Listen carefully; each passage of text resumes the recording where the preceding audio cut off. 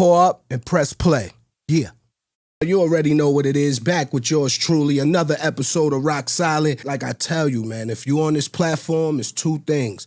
One, you my brother. Two, you always been solid. And this man sitting right here, been both things since the beginning. Even through the drama, he stayed solid. You know what I'm saying?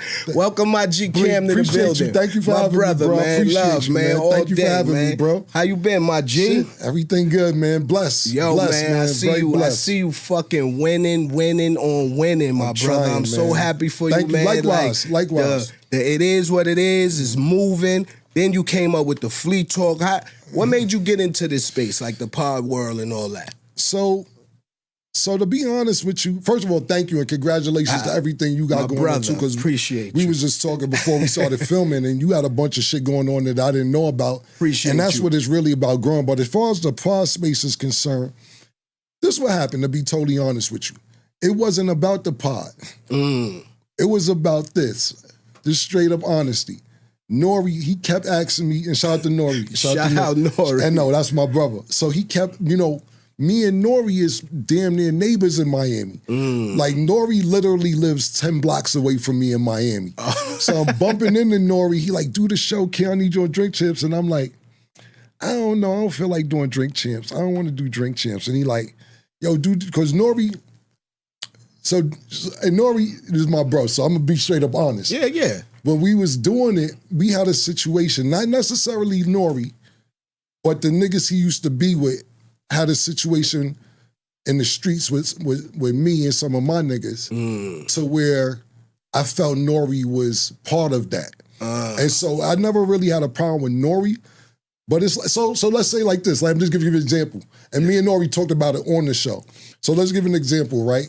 Let's say me and you hanging out. And I remember, I'm just going to use this as an example because I remember the name of your crew was Get Low. Yeah.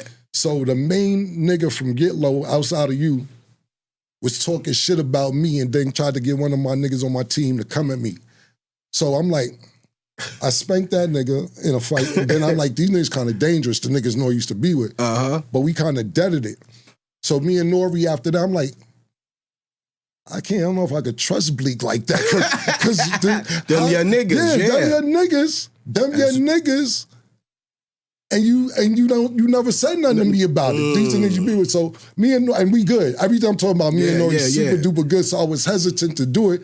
But it was dope because we discussed it on his show. You know what I'm saying? I was like, I told him, I was like, Nori, I ain't trust you. He's like, come on, man. And I was like, it was dope. It was a dope moment. So shout to Nori. But to be totally honest with you, the reason that I did it was because I have a product. It's called Pink Horsepower. Yeah. Shout out Pink Horsepower. That's right. I know. Yeah. So that product it was doing really well for me. And when I went on Nori's show, Drink Champs, the product did like 700% more than what I was doing on my own. I'm like, damn. Hold the fuck on. Yeah. Hold on now. We made 400 this week off Nori's show. I need to see what's going on.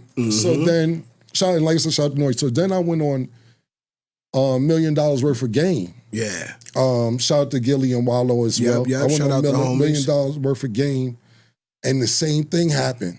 I put the product on they show, shit zoomed up 600-700%. So I'm sitting there saying, hold on, man. What's going on? This is a commercial, these podcasts. Yes. So I went back to Wallow and I'm like, yo, I want to pay you to put this on the show every week. And Wallow was like, no, Cam, it don't work like that. You come up here and sell what you want, but we already have a deal with other people that's in the same lane as you. And then he started breaking it down to me. Shout out to Wallow, because Wallow shares information like a motherfucker. And he explained to me, he like, nah, this sponsors our show, this sponsors our show, this sponsors our show, this sponsors. I'm like, oh, this is big fucking business. Hell yeah. You know what I'm saying? Word so I said up. to myself, I'm going to do my own show, and I'm going to make it about sports. The reason I made it about sports is because I'm sitting there arguing with my niggas on the phone every day about sports anyway. Barbershop talk, block talk, word I looked up. at my phone one day, shout out my man Sin City. I looked at my phone one day, and the shit said 2 hours and 47 minutes, and we was arguing the whole time about sports. So I'm like, man, I'm gonna give this shit a shot. So I shot a few episodes. My mom got sick, so I took off for a while. I invited Mace on the show, like, yo, come be a guest. And Mace liked the vibe, and he don't like nothing. And so he said, would you want to be partners? I'm like, hell yeah, let's do it. And we shot about 35 episodes. We shot like 8 episodes, and Office started coming in. Then we shot about 35 episodes, and then Underdog came in with a big offer. That's what's up, man. Yeah, so Congrats, that's how it went. Man. Seeing y'all niggas in suits every day, I'm proud of y'all niggas, man. Y'all looking good, man. You know what I mean? Talking shit and looking good. That was the vision. That was the vision. See, when I first shot the show, people was like, yo, how is ESPN letting Cam come on here and curse and do all that shit? Because the set. Yep. So when you have podcasts, right, that was my vision before I shot it. You got niggas who do podcasts, they in their living room, they in their kitchen, they in the fucking backyard, everything. Yep. Then you got these sports shows that have great backgrounds and productions and so on and so forth. Yep. But the two worlds never met. Street talk versus professional setting. So I'm like, I'm gonna build a set, we gonna throw the suits on. Now, next thing you fuck is up, nigga. Knicks is trash. Fuck the Lakers. So now you looking at a professional setting with two niggas who just talk. So now, when niggas were seeing it on the gram, like, yo, what sports channel done let Cam and these niggas come on here talking like that? Fire, man. But that was the vision. The professional setting meet the podcast world. To where it looks professional, we dress great, but we still talking that shit. Yeah, man. Shout out Nori, because Nori, he the reason why I'm doing it right now, bro. He called me, gave me the major speech, like, Bleak, I'm telling you. Yeah. And like you said, I saw the numbers go up and was like, hold on. Yeah. Let me check it out. Yeah. Nah, when I was talking to Nori prior to, hold on one second. You might want to tell them to be quiet a little bit so that shit don't bleed into what we doing. Yo, keep it down, cuz. We were good. I appreciate you saying that. Nah. See, I'll be on all point on all that shit. Yeah, morning. Yeah, my nigga. I'll be on top of all that. Nah, God, where you was at? Yeah, I was saying with Nori, it was like, Nori was telling me all shit about, we could sell caviar with the champagne. He had a lot of vision. What? And it was dope, but I was like, nobody doing the sports shit. So, but he definitely had the vision. Nah, you definitely killed that, man. Yeah. But I'm going to take it back, man, because we got to go back in the day. Because, you know, people only think when we sit down, it's about the drama. Right, They don't know before that bullshit rap beef, we was fam. Absolutely. We was riding around. Absolutely. You pulling up with Dame. I'm at the club with Jay. Yes. Like, that's what I mean. Like, the Confessions of Fire Cam, man. Right. Like, that's the Cam I met. You was moving out here. You met Cam with no deal. It wasn't even Confessions of Fire. You know what's crazy, Bleak, is that I was actually talked about this on Drink Champs. So I got kicked out of college at the beginning of 1995. And you know, I know Dame since I was 10, 11 years old. He always been running around saying, I'm going to do this, do this, do this. And I was saying, this probably like 5 days after I got kicked out of college. And I'm like, I need to figure this shit out. I ain't going back to school. I see Dame busting moves or whatever. And I actually talked about this on Drink Champs, and I was like, I remember going to meet, I was with Dame, and he was going to meet Jay and Tata at there's a spot used to be called Jackson Hole. Oh yeah, come on. We used to order that in the stew all the time. You kidding me? Right. So I go meet, I'm with Dame. He goes meet them. You know, Ty is with a girl, Jay is with a girl. And I'm fucked up. And, you know, Dame always has some money, whatever. So I'm just sitting there. I'm at the point like this, Bleak, to where I'm like, you know, they told me to get food. I'm like, I hope I don't got to pay for this because I don't even know if I had $10 on me at the time. I'm fresh kicked out of college in my grandmother's house. And when the bill came, Tata pulled out this big-ass knot. I think I heard you say this before. And he paid for it, and I'm like, you don't know how old Tata is. You don't know if he's my age. You don't know if he's old. Yo, he don't age, bro. Right. But I'm just saying at that moment, I'm thinking it's a nigga my age who got this much money. Like, what the fuck he doing? I got to get to it. It's times where you might not remember. I know we talked about Penn State. But it was a show you guys did at the Castle in the Bronx. That was back in the day. Shit. I was there. Yo. I was at that show. So that's what I'm saying. When I used to hear Coming to Age and see what you guys was doing, I said, I got to get to it. So even Confessions of Fire Cam, you may not remember, but I remember all of that, to the Castle, to Penn State, to where I didn't have a deal. Yo. And niggas trying to figure it out. I'm gonna ask you some off the wall shit right now because it's real, right? Mm-hmm. Yo, the baseline days, we was all cool, right? Yes. I heard you speak about many times, you, Jim, all y'all talk about like what the difference was, why y'all, you know, went at Jay and how shit went like that. Right. My question to you though, why y'all niggas shit on me?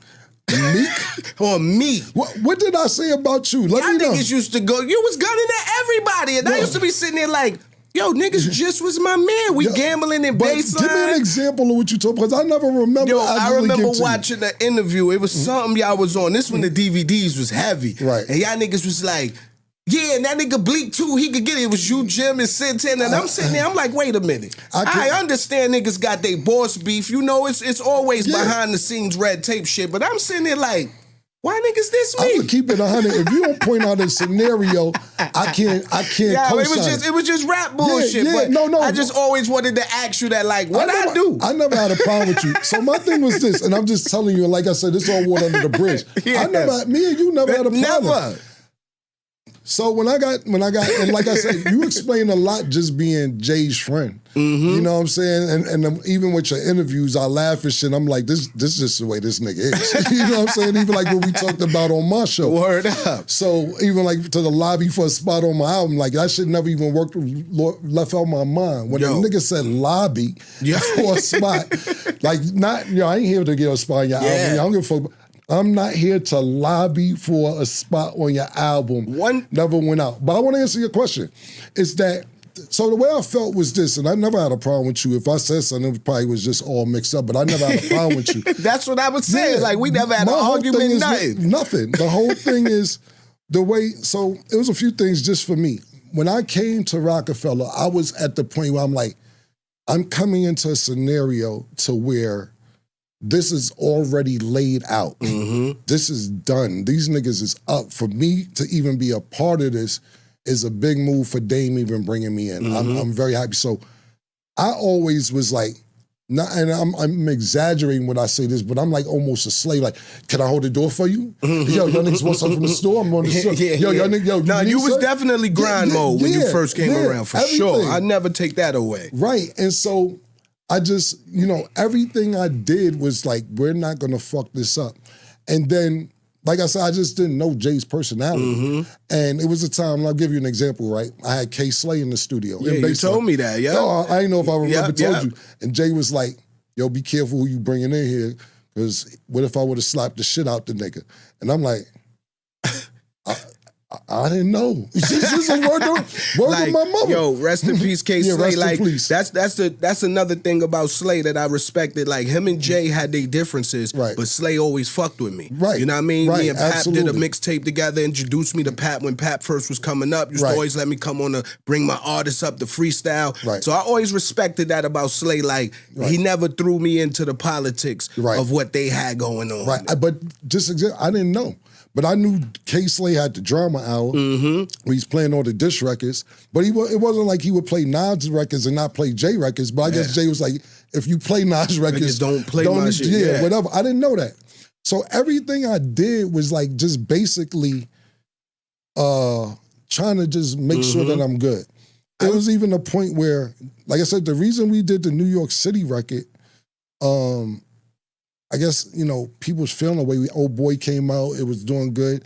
And Jay pulled me Jay pulled me to the side and baseline was like, yo, I don't know if it's tension or not tension. This, that, I just want to let you know, yo, we good, you doing your thing. I said, well, if Just got to beat up right now, he got to beat up right now. Let's show him ain't no tension. Right. So, yeah, man. I look back in hindsight and be like, damn, if it never happened? Right. You know what I mean? 100%. Shit, absolutely. It's always going to be that. But one thing I could say, even through the drama, like, I'm going to be all the way honest with you, because you one nigga I respect, because you had a lot of drama in this game. Likewise. And you stood on all 10. Like, you never folded, and I respect that about you, my nigga. Like, but when you don't fuck with a rapper, his music just become like, man, I ain't fucking with that shit no more. Absolutely. But I ain't gonna front, my G. When you drop Suck It or Not, I hated you. Yeah. I was like, yo, how this nigga gonna make this record when it's drama? He's supposed to have made this before. Yeah, listen, you know what's crazy? I seen an interview with you one time, and you was reading some of my lyrics, and you was like, man, I don't know about this bullshit, and just threw the shit out. You know I was bullshit. I was hating. No, but I was hating. It was not. It had to be that. I understand. You had to be where you had to be at that time. Yeah, it's team. At that time, it was a little tension, man. I'm glad we put that behind each other to see y'all at the. What was it? The B-Sides 2 concert? My G, man. Like that was on for the city. That was big, man. That was super dope, man. Like I said, Jim, I think Jim was working with Rock Nation at the time, and then Juan called me that me and Jay spoke, and we spoke after that. And that shit was dope. It was a dope moment just to show, like, my nigga, I never had a problem. It was always like you said on my show, when niggas said that president shit, yo, that changed everything. It was over for me. And I'm gonna be honest with you on some G shit. I ain't say it on your show because I wanted you to come here for me to say it. Right. But you know, I called Hove. Okay. I'm the one who called him. It was like, yo, my nigga, what the fuck is going on up here? How niggas gonna make Cam the president? Right. Me and Beans been here for this long. What's up? And Jay like, nigga, I'm on the boat. What you mean? What's going on? Right. He like, yo, call Dame. Right. So I put him and Dame on the phone. Right. And him and Dame had words. I ain't gonna say what they said because that's between them. But they had some words. And Jay was like, that's when Jay started saying, Hovey's home, the global phone. Right. Word. I'm like, damn, man, when he came home, that's when shit just went upside down, bro. Yeah, I can imagine. Speaking on Jim, I heard you say on your show, you like, yo, what's up with you and Beans? It's the same I feel with you and Jim, bro. Like, I need y'all to fix that, my G. Do you think that can ever be fixed? Look, to me, when it goes to the diplomat shit, right, it's like the Williams brothers from the other side of the projects. It's like, you know, yo, the Smiths, them niggas be bugging. Yeah. The diplomat thing to me is like, it's no matter what, at one particular time, nobody was bigger than the group. That's right. And I remember Dame saying that. Dame was like, yo, Cam, because what happened is this, I got a fucked up deal, Epic. I had to get the Def Jam. When I got the Rockefeller, I started maneuvering like, yo, I was in a fucked up situation. So when I'm trying to get Jim on, Jewels on, I remember I'm fighting for Jim. Nobody believed Jim was a rapper. I'm like, yo, nah, Jim, you gonna direct my videos. Jim, motherfucker, you gonna go with the deal, this, that, and the third. And basically, I'm fighting for all of us. So I remember I started getting the Diplomat mixtapes and them shits was hot. And Dame was like, Cam, you might want to slow that down. These niggas, you know, if you put you out, wait a while for the Diplomats. So therefore, it's not the same thing. I'm like, nobody got time to wait. Y'all been in a comfortable situation. That's right. All my niggas been fucked up the last 2-3 albums. We trying to get on. So even like with Jim, I didn't get him his first deal at Koch. Like I got the single, the artist deal at Rockefeller. I went to Kevin Lyles and Leor to get the joint venture deal for Jewels and the Diplomat album. Then Dame just came and started flipping, talking about, you ain't doing no deal with Cam. If I would have came and asked you for this deal, you would have told me no. So I ended up going through Rockefeller, Def Jam for Diplomats and Jewels when it was just going to be Diplomat, Def Jam. Oh, wow. Yeah, but Dame went up there flipping out on Kevin. And Kevin Lyle, I remember sitting there, he's like, Dame, I don't make money off albums. I get paid a salary. I don't give a fuck if it goes through you, Def Jam, whatever. So, but back to the Diplomat thing. Look, I always wish Jim the best. I hope he does well. He came a long way. You know what I'm saying? Facts, we all did, bro. Yeah. And that's what I'm saying. Y'all bros, my G. I want to tell you something. I'm talking about just from not being my man. You got to realize this is my man who couldn't rap. It turned into my hype man. It turned into an artist directing videos, so his hustle is impeccable. As far as the Diplomat, your question is this, though. You got to think about this, Bleak. We put out our first mixtape probably 2001. Shit, 24 years ago. Yeah, the album came out in 2003. So you sit there and say, okay, 2001 to let's say we broke up 2007. Even if you give it 2008, you got a 6-7 year run. Music was just so powerful. The logo was still, people just love it. Our first reunion, I'm talking about after we broke up, got back together, was in 2010. Yeah. The first reunion show we did. If we can't get it together now, it's been 2010 to 2025. So the reunions and arguments and fighting's been 15 years. The run was only 7 years. We got 15 years of disputes longer than the run. The run was 7 years. Yeah. The disputes is going on 10 for, we'll get together here and there, this, that, and the third. But the thing about it is this, and I'm be honest, is that the last scenario that we went to, me and Jim was cool. And I take responsibility for it, but I was dead serious. Mm-hmm. It was a time where Jim had did a show with 50. And I think... I remember that concept. Right. And I think the way 50 answered the question got Jim mad. But I'm sitting there saying to myself, I'm thinking we on the time me and you on right now. Yeah. We can't talk about... that. we can't talk about, but the way 50 answered the question, it got Jim mad and it riled him up and he went on tangent for 4, 5, 6 months. Still to this day, I guess he's still upset. But I didn't mean militia out of it. I really want to know what it was. how did you get niggas to go fuck with you when me and you beefing? And me and Jewels and Jim, not saying we was beefing, but we wasn't on the same page. So it was a real question for me. And, Jim got mad about it and still upset to this day about it. But I'm never going to say never. But at the end of the day, if you got to think about it, the disputes, the arguments, the reunions is 15 years old, and the run was 7 years old.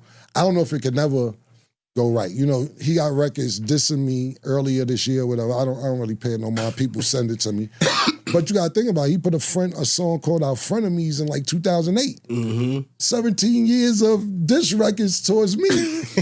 I don't give a fuck. You know what I'm saying? My brain ain't there. It's the same way with Beans. Beans got diss records dissing me and all that. And it's like, I don't know where niggas coming from. But at the end of the day, like, when the lights cut off, the music cut off, everything cut off, I can never erase what was. Right, exactly. You know what I mean? But it's time for niggas to definitely embrace what is. Like, exactly. You know what I'm saying? Exactly. And that's what I be saying to niggas. Like, the best thing, and it's totally different scenarios, but you talked about it. I didn't even see the interview. I seen the clip. Yeah. When they asked you if niggas are ever going to speak again. And you like, he crossed the line. With Dame, I feel like, it's a line that was crossed. Like, Beans ain't go there. Like, that's my nigga. Like, we get on the phone, I'm going to pick up the phone tonight. Like, you know what I'm saying? But I feel like between them, I don't even have to ask Jay. It ain't even like Jay said it to me and was like, nah, niggas is done. Nigga. It ain't never. I just knowing him.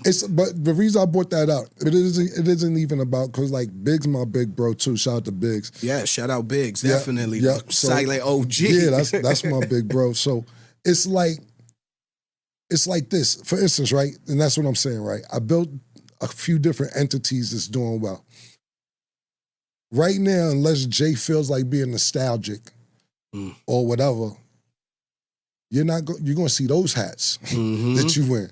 It ain't. We could go Rockefeller every 5, 6, 7, 8 years, but this is what we pumping. It's what it is right now. Exactly. So it's never not a problem to feel nostalgic and reminisce. But if you do too much of that reminiscing and just base everything you doing off of what the past was, you just gonna sound like a nigga with a bunch of stories and you old and bitter and so on and so forth.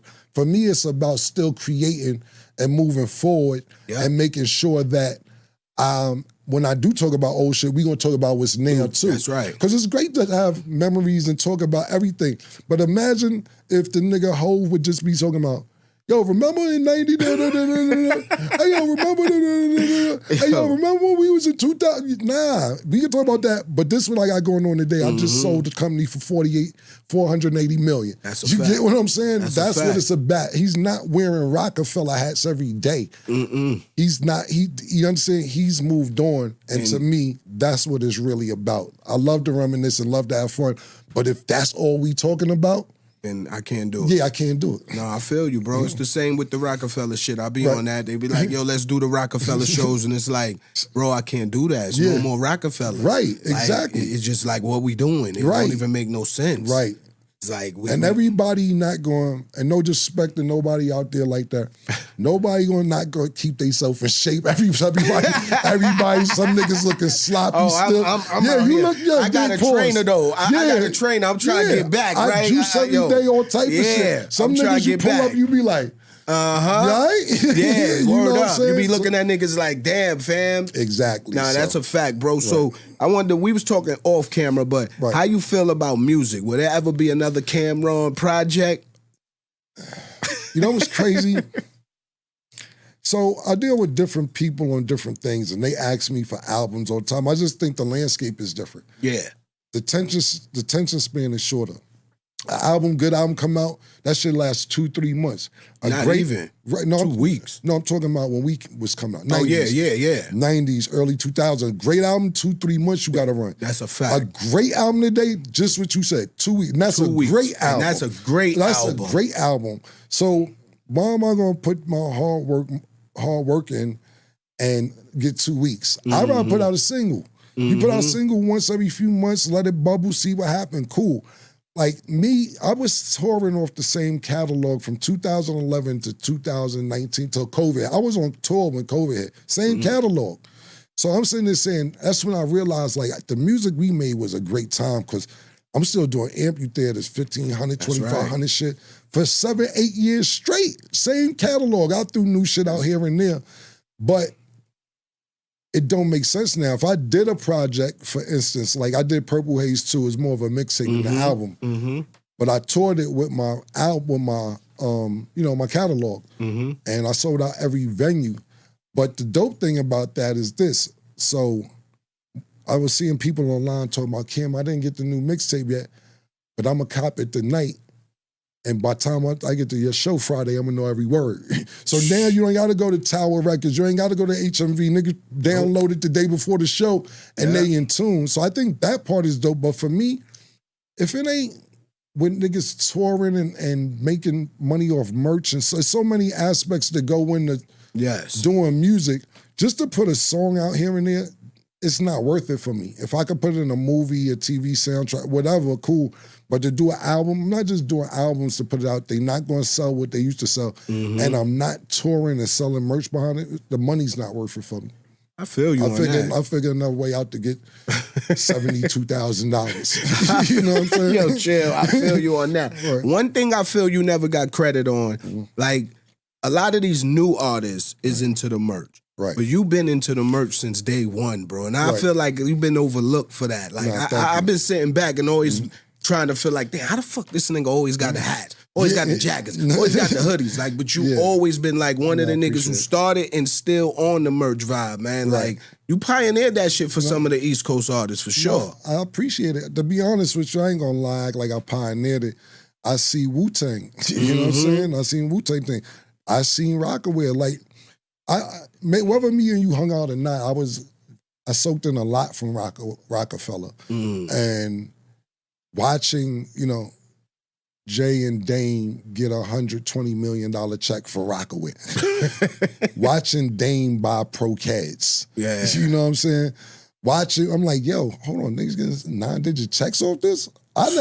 Still didn't get there. Yeah, you know what I'm saying? Yeah. But I was students of it. Like right now, Wu-Tang, shout out to Power too from Wu-Tang. Yeah. Them niggas still grabbing 8 digits a year off the merch. You know what I'm saying? Exactly. Them Wu shirts is all over the world. Exactly. Bro. So and then you think about it when you were younger and wanted to be a rapper. I remember going to Canal Street and getting the chain that Eric and Parrish had on from EPMD, or I want the fisherman hat like them niggas had. Yeah. Or I want to dress like, the nigga Grand Pooba got in a nice polo. Like, I want to dress like rappers. So when it was my turn, I'm like, I gotta make niggas want to dress like me or be like me, because you gotta have the best. That's one thing that a lot of people don't realize. You could be the best lyricist in the world, but do a nigga want to be like you? That's a fact. That's the question. What it is. Do a nigga want to be like you? You know what I'm saying? So people don't understand those dynamics. Like, you don't have to be the best rapper, but some niggas got swag. Like, for instance, I'll give you a great example, and this is no disrespect what I'm going to say before, niggas be like,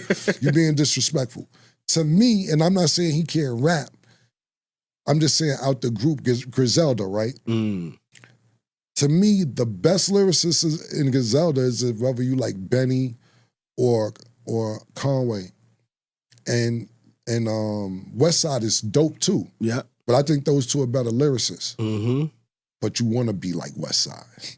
West Side, he got the sneakers. He's in Paris. Mm-hmm. He got the new Minks. Louis He Duff, the pulling out, Minks. yup. He got the, you know what I'm saying? I'm not saying he can't rap. I'm saying he's a great rapper. I'm just saying if you in that group and you picking the best lyricists, you picking the best lyricists. If you picking who you want to be like if you're a young nigga coming up, this is the nigga I want to be like. And that's, which if you could capture both, you won. Now, that's a fact. Irv Gotti, rest in peace, Irv Gotti. He said that to me back in the days, man. Like, yo, if you're not somebody people emulating or want to be, then you're not doing the right thing. That matters. Word that up. matters. That's a fact, That yo. matters. So, what's next for my G Cam, man? What's on the horizon, bro? Oh, shit. Well, I don't know. I mean, I got a lot of shit. See, a lot of things is like this, Bleak. It's like, a lot of people don't see the shit that don't work. That's right. Everything I do don't work. They think everything works. That's the shit they think work. They don't think we try 100 shit. 100 joints, and you do throw 100 different things at the wall to stick. That's right. Like, my nigga, it's everything don't work, so I can say and tell you what I'm about to try to do.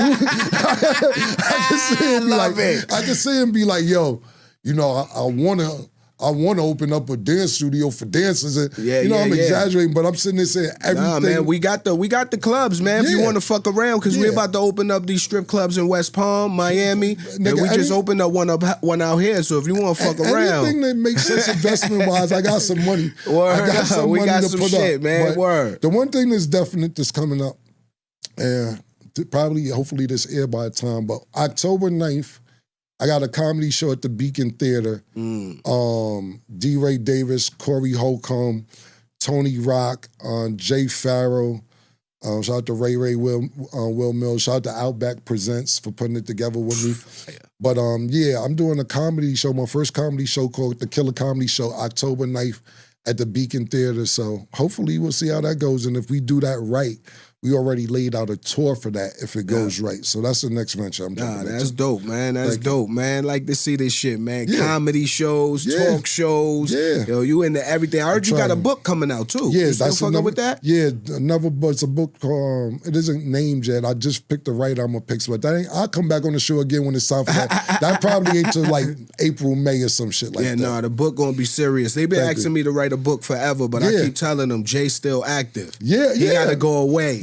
Far away, because he gonna snipe me if I put all the stories. You know what's crazy? You know what's crazy? It's like, and I know it's two different age guys. My man Sugar Dugger, and I'm not comparing myself to Jay-Z neither. When I just be like, he's like 35, 36. So when I be home chilling, like, yo, it's over. Nah, it ain't over, nigga. Nah, don't start trying to get old on me, nigga. We going out tonight, get some nigga. So I understand where you coming from. But I ain't gonna hold you. It was a great offer. I'm gonna grab the bread. Yeah, Hov that he ain't, man, bro. I've been trying to get. He ain't gonna do no book. He ain't gonna even let me do the movie. You kidding me? The thing about the nigga Jay, in my opinion, is he's been so great at being not just irrelevant, seen but mysterious. You know what I'm saying? He don't got to come talk about nothing. You figure it out. Yeah. You want to talk shit? All right, whatever. I don't care. Go look at the next announcement I make.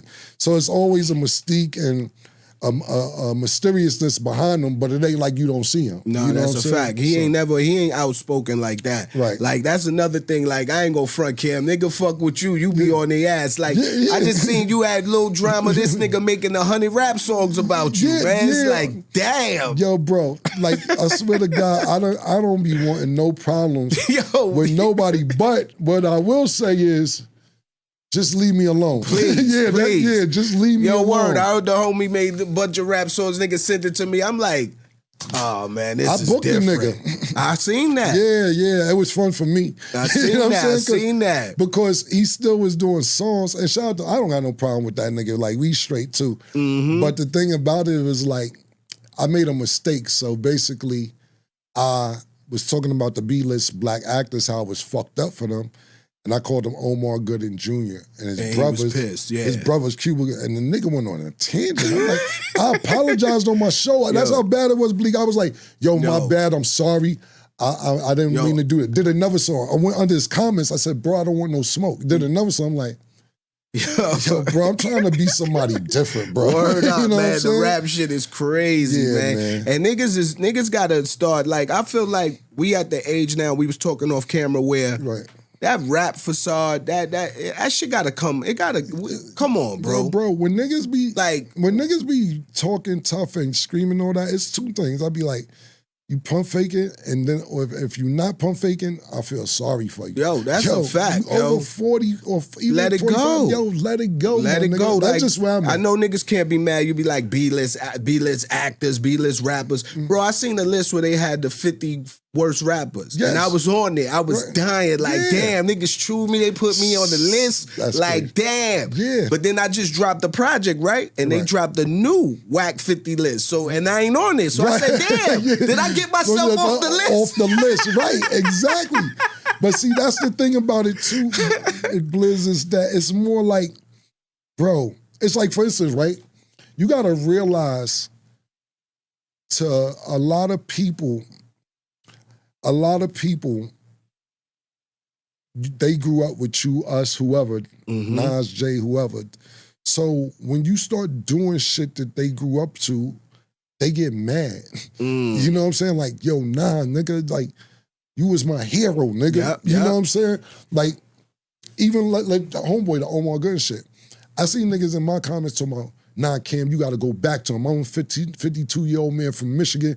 Nigga, fuck that booking nigga shit, get in that booth. And I'm like, yo, this nigga. Nah, they can't be serious, but man. this the shit niggas want because this is what they grew up knowing you for. You're not allowed to open a restaurant. You're not allowed to go to West Palm and get the club. You're not allowed to run Duce. I know Meth Bleak from being a rapper and I don't want him doing nothing else in my life but rapping. That's all. And niggas don't want to accept they that. definitely try to put you in the box. There you go. That's what I'm looking for. And it's on us definitely to grow outside that box. That's what made me, like, when the rap slowed down and it was like, damn, what's next? Right. And I felt like, damn, I got to reinvent myself. The raps ain't working. The shows ain't booking. Right. I got to figure it out. So that's when I jumped on the Duce. Yes. And now, like, niggas don't know, bro. That reality pill, that's the realest shit I think I ever had to take in my life. Like, my nigga, because remember, you going in the back door getting booked at these clubs, 30, 40 grand to touch the stage. Now I'm going through the front door with a bottle asking you to buy something from me. Looking like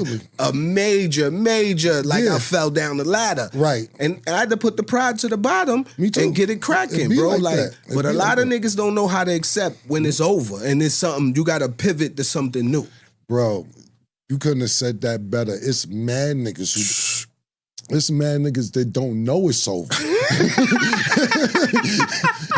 Yo, that's the worst. That's the worst. Because niggas don't know it's over. I be seeing niggas that I used to fuck with, you know, I wasn't gonna say fuck with, people I used to do business with as far as music concerned. They be doing freestyle talking about, niggas was hard, now they sitting here podcasting, and I'm sitting there like, y'all don't get it. This shit easier than, I could go right now and do 3-4 festivals, grab the bread.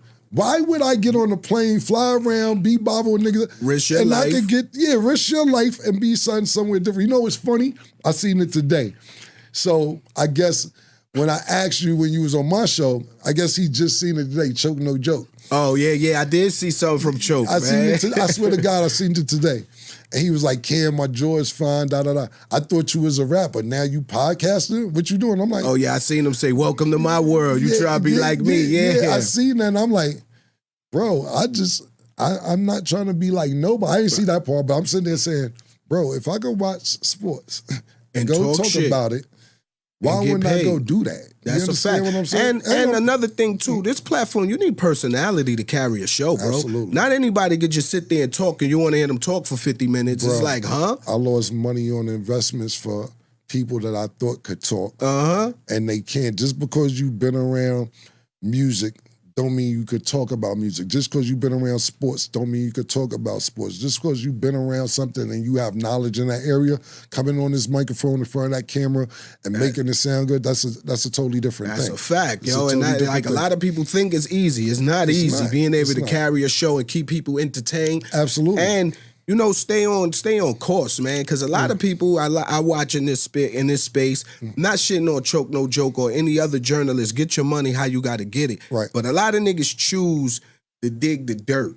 Right. To live off that. And it's it's more to us than just the bullshit. Absolutely. You feel me? And the thing about it, and you're right, and I'm not dissing Choke neither, but you're right. Niggas need that. Yeah. And I'm not talking about nobody when I say this. I'm just being clear. I didn't understand how it worked at first. And then when I figured it out, I'm like, no wonder this nigga's sitting in his kitchen every week talking about a nigga. Because YouTube is sending this nigga a check. Yeah. Oh, this how this shit work. And I'm not saying I would ever do that. I'm not. But I just didn't understand why niggas was in their basement talking about niggas. Yeah. Then I figured it out after my sports show. I said, oh, this is why these niggas is in a white wall background. You can't see where they at. Everybody taking passport pictures. Exactly. There you go. 100%. Finding a reason to beef with somebody, pause. Yeah, and that's the bullshit. That's why when Nori was telling me to do this show, I was like, yo, like, I don't want to bring up no bullshit. I don't want to do nothing. I don't want to be up here talking about this to go viral. Like, we all real niggas. Our story and who we are going to go viral just off the moves we make. Right. And I want to teach the niggas coming up, the young niggas, that after rap, it's still life. Absolutely. You know what I'm saying? Niggas think that you got to rap forever, and it's like, nah, dog, I rap when I want to because it's fun. Right, absolutely. Like, look, let's think about this. And I know I keep using them, whether it's Nas or Jay-Z. Jay-Z's business and when I say business, his announcements, whether he's selling this or selling that and making this or making that, you're not harassing him to do an album. Nope. Same thing with Nas. Nas is just a little more quiet than Jay-Z about his business. You got to Google and be scrolling, be like, what the fuck you mean Nas made $40 million off the ring? What do you mean he caught a $120 million bag off the pharmaceutical company? Word. What do you mean this is Nas tattoo shop in the... You get what I'm saying? That's a fact. Those are the moves that really matter. And until people understand it, they're going to think that podcast, you're just podcast. Whatever. Because they're not going to be compared to... Because you got to think about these as two-time greats. People have arguments who you like better than these two. But the business acumen to where... They both going. Right, it's exactly. Crazy. They both moving. Yes. But speaking about that Jay album, so you know on Drink Champs, I said, yo, Jay dropping the album. Right. That nigga called me. Like, yo, Bleak, when the last record you heard of mine at the album dropping? I said, nigga, chill. Let's just call it wishful thinking. That nigga was like, yeah, man. He was on the phone trying to see if Guru was leaking some shit to me. Right. I'm like, nah, I can't tell him my dog Goo. Right, exactly. But see, that's, and I know y'all have a different dynamic, but that's just another thing speaking to the level of business. It was a time, I don't know if 444, whatever album it was, and I know Juan, like Juan's a shout to Juan. Juan is just another nigga that, oh man, he been up since I was 4 or 5 years old. You know what I'm saying? So when you think about these are two very smart businessmen. So I'm not sure if it's 444, what album it was. But the album was platinum before it came out because it was in a phone. Yeah, no, that was Blueprint 3. Yeah, whatever. Yeah, that was BP3. Like, yo, these niggas got this shit, no, forget it. Yeah, I remember when you do shit like that, it makes you be like, yo, what am I doing this for? You get what I'm saying? If I've been doing music this long and I ain't busting these type of moves, I need to figure out something else to get around that. Even if I'm not close. The rap shit I'm doing is not comparing to teaming up with a phone company and selling a million before units the shit even dropped. It's insane. Right. Oh, yeah, that was BP3. That was different. That's when I'm like, I'll get to a single or song when I get to that shit, my nigga. Because if them ain't the moves, them ain't the move. No, I give you that for sure, man. Right. What's your relationship with Santana? Jewels? Yeah, I haven't spoke to him in a while, but you know what's crazy, Jewels? I'll say 3 months ago, we spoke for a minute on text, and he wanted me to do a record for him. You know what I'm saying? Yeah, he wanted me to do a record. He sent me the record, and, you know, it was good. I'm not saying it wasn't good, but I'm like, we haven't done music in so long, it gotta be a moment. You know what I'm saying? Yeah. And that record he sent wasn't a moment. You know what I'm saying? And I'm like, I'm not really in the music space. If I do some shit, I do some shit. But if me and you gonna do a record, it got to be a real moment because we haven't done nothing in a while. Like, for instance, I give you a great example, right? This word to everything I love. I ain't gonna name the companies or whatever. It's, you know, billion-dollar companies call me, yo, we want to do this for Cam. With Cam, call Mason, see if we want to do this. Y'all niggas do a freestyle, we'll give you X amount of dollars. Yo, or if you shoot a video for our company, give you X amount of dollars. Or, yo, if you pop up right now to so-and-so festival, we got $500,000 for you, da-da-da. So I'm like, you know me, I ain't gonna hold you. When we was doing this deal, that we got for it is what it is. See, that's why I can't argue with Mace. I'm gonna be totally honest. I can't argue with the nigga. You gotta realize, he coming from Bad Boy, so he like, I'm watching everybody. That's right. I don't trust none of you niggas. That's right. I think we've been doing this show, September makes 2 years. I think he just started trusting me in May. Yo, shit. Like, again, you know what I'm saying? Word, I'm exaggerating. That's my brother. Everything, that's my brother. So, like, when we doing this deal, niggas is hitting me. I'm talking, shout out to Rich Kleiman, all the niggas that helped out Gilbert. Rich, man. Yeah, Rich Kleiman. I'm talking to Gilbert Arenas. So the deal is like, 3 million, 4 million. They like, Kim, that's a lot for this space right there for a year, da-da-da. So I'm like, Mason said 4. I talked to everybody, like, nah, Kim, we not doing that. I'm not signing for 4 million. I'm like, Mason, this is like we have experience in this shit. What are we signing? Kim, I can't do nothing that's 8 digits. I just can't do it. And I'm like, so now this should get up to 6 million, 7 million, 8 million. I said, Mace, this is unheard of. That's like, right. Off the rip? No. Off the rip. If you want to give it, Cam, if you want to give up, you take 3 million. And I take 6. Yo, shit. That's fine with me, but it has to be that. So then the shit get 8, 9 million. You get to 10 million. I say, you nigga, 8 digits. That's nigga. right. Say, I didn't say the low 8 digits, Cam. Yo, chill. This word that I promise on everything I love, just like this, just like that. He like, so it went up. It went up again. I said, nah, look, I'm telling you this right now. If this don't go through for this amount, X amount of dollars, you owe me $8 million. Like, word up. Okay, we're gonna wait. And we waited about another 2 months, and he got the number that he wanted. So now everything else is, Cam, you're selling us out again. Yo, chill. I love him for that. Yo, because you know, Biggs is like that. Biggs is the same way. Bleak, what? If we ain't getting what we asking for, we ain't doing it. Right. So now it's different shit to where he's like, I said, Mason got 250,000. In a situation like that, Cam, is 400 for us. It's a moment. We've been doing sports together, but we haven't had a musical moment yet. Why would I take that? Why would you take it? You got it. I said, Mason, bro, we getting old. I said, we haven't done a song in 30 years. It's a moment, right? Yeah. We need the money for the moment. It has to be a Cam and Mace moment. So I can't argue with him. So back to the Jewel situation when he sent me the record, I'm not putting it on the same level as Mace, but it gotta be a moment. Yeah, you know what I'm saying? Yeah, I fucks with what Santana, Jewel, Cam, Jewel's Cam.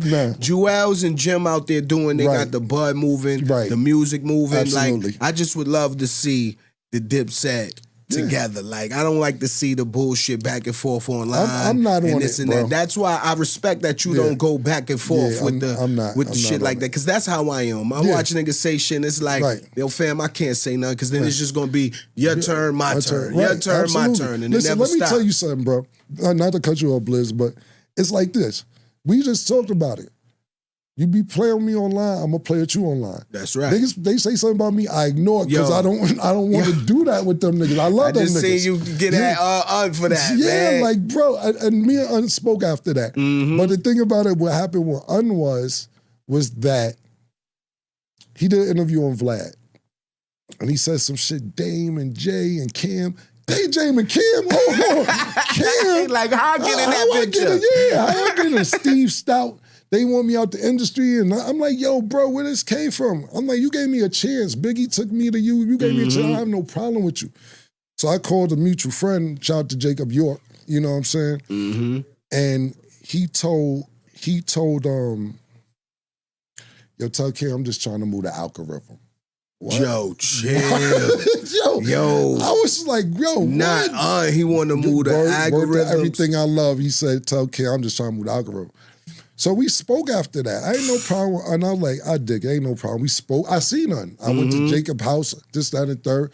And I'm not putting nigga business out there, but nigga, for the last year, I'm saying, here go 4,000, 3,000, here go 2,500, this, that, that. Whether you need it or not, we won't get that. I was doing that. That's right. You know what I'm saying? So then the other day, yo, because niggas only see the clips I put up. Yeah. They don't see the whole shit. I don't know if you seen the interview. I just see the clips. So listen, I ain't gonna say who sent it to me. I'll tell you off the camera. So nigga, not gas me, but he sent me the clip. He said, go to the 5-minute mark, Cam. So they asked the nigga, they say, yo, did Jay-Z stab you, this, that, and the third? So he's like, and why did he stab you? I definitely didn't see this clip part, yet. Yeah, so he says,